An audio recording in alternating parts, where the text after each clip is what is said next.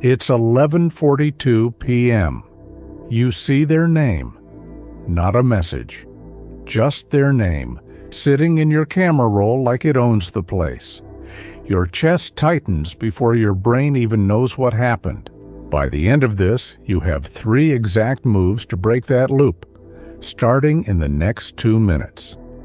And then the real starts. The vacation, the laughter, the version of them that made you feel like for once you had something that worked. You don't see the argument at 2 a.m. You don't see the version of you that kept making excuses. You don't see what it actually cost. You've edited the footage, and now you're watching it on loop. Here's what's actually happening.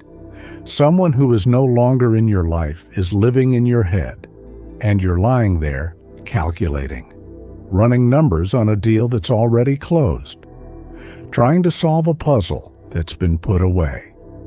You might think this is just grief. It's more than that. This is romanticization. You're keeping the highlights and erasing the cost. You're craving a person who doesn't exist anymore. The one you miss? That's a character you wrote. The real one, you know what they cost you. This loop isn't love, it's a habit. And here's why your brain won't stop, even when you know better. Research on romantic rejection, including fMRI, work by anthropologist Helen Fisher, found something hard to hear. Losing a partner activates some of the same reward circuits as withdrawal from an addiction. Not metaphorically, neurologically. There's overlap, tolerance builds, craving persists, relapse happens. Your brain built a pathway around that person, every good morning text, every night you fell asleep next to someone, every moment it filed under safe. When that disappeared, the reward vanished. The craving didn't.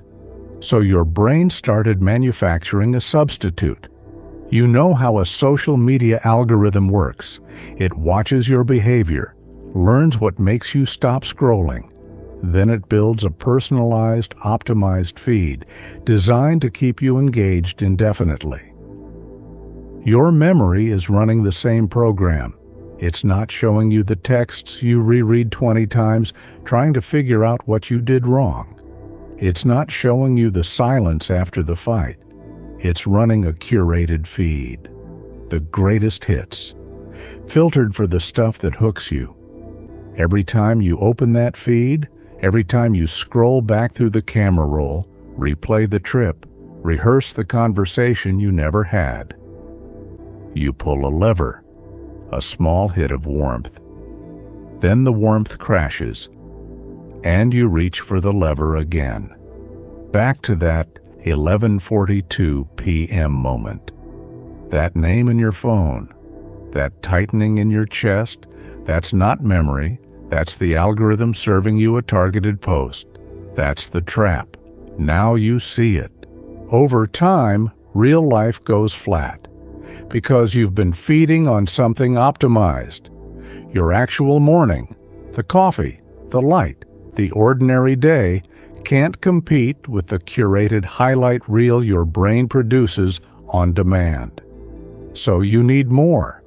More scrolling through old photos, more replaying, just to feel baseline. And the more you run that loop, the harder it becomes to stop. The part of your brain that runs your decisions, your focus, your restraint, your ability to not pick up the phone, it burns through energy. You're spending it on a ghost. That's why you text when you swore you wouldn't. That's why you're checking their profile at midnight after 3 weeks of silence. That's not weak character. That's an exhausted system. You're not running out of willpower. You're burning it on someone who isn't there. Marcus Aurelius had a name for this trap. He called it the legend. The story we build around things, the layer of meaning we project onto them, until we can no longer see what the thing actually is. In Book 6 of his Meditations, he looks at meat on a platter and names it a dead animal. He looks at expensive wine and sees fermented juice. He looks at the purple robes of Rome and sees sheep wool dyed with shellfish blood. He strips the legend away.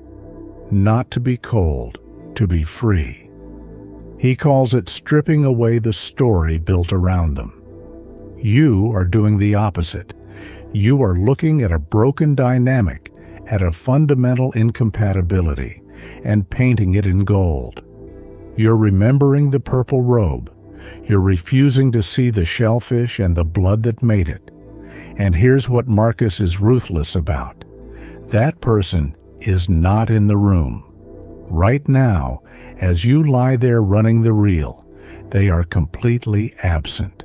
They have no access to you, no hold on your mood, no power over your next hour. The disturbance is not coming from them. It's coming from you, from the choice, made again, right now, to run the edited version instead of the uncut footage. He writes, "Things have no hold on the soul. They cannot move it. The soul interprets as it sees fit. You are choosing the legend. You can choose the truth." He also writes, "Stop being jerked like a puppet." When the name appears in your camera roll at 11:42 p.m.